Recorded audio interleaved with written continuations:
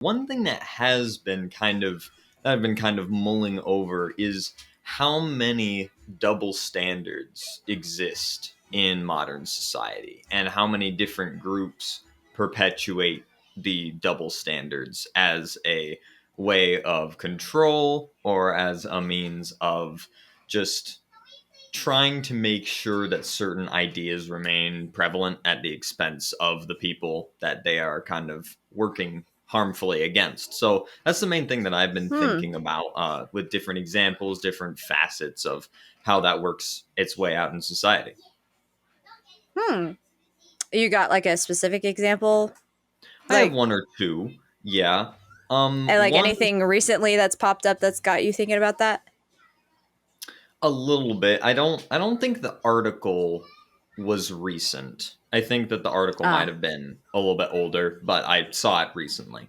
And Mm. this article had a headline about traditional gender roles, right? Ah. And Mm-hmm. in this article, they were talking about how a man is still expected to be the breadwinner of the household, is still expected to make, a suitable income to live comfortably, and that number can be anywhere from anywhere. But for some reason, it's seen as less than, or it's seen as put down to have women in a traditional role of being a traditional homemaker or wife or caretaker of children.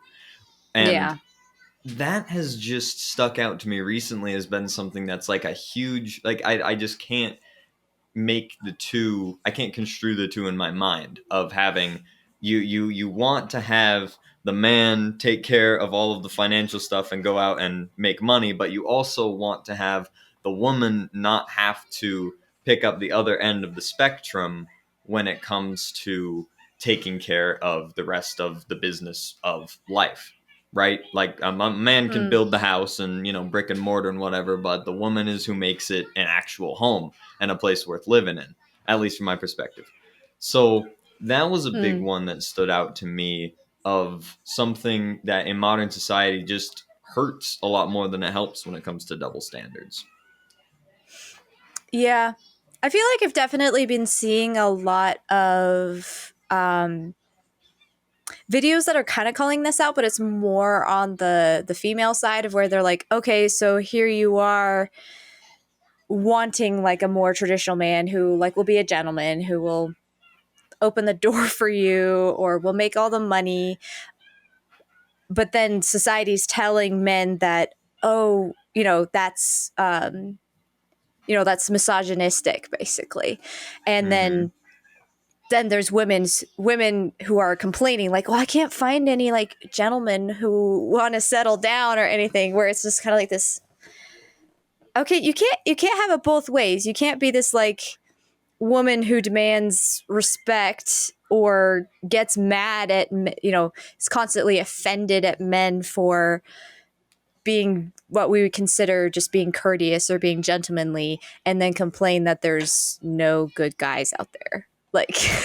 Right. And I think that also factors in quite a bit when it comes to expression of emotion. I feel like you see Mm. everywhere of like, um, having a idea that when women express emotion, I feel like there's a lot more societal sympathy or like conglomerating Mm. around and support.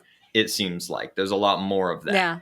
And that's expected, and that's seen as good. You're expressing emotion. That's good. That's healthy.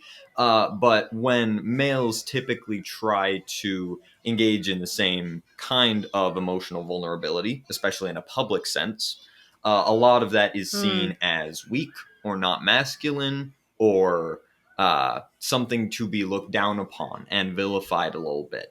And the only actual proper expression of emotion that a man should have is rage, and and that is also vilified.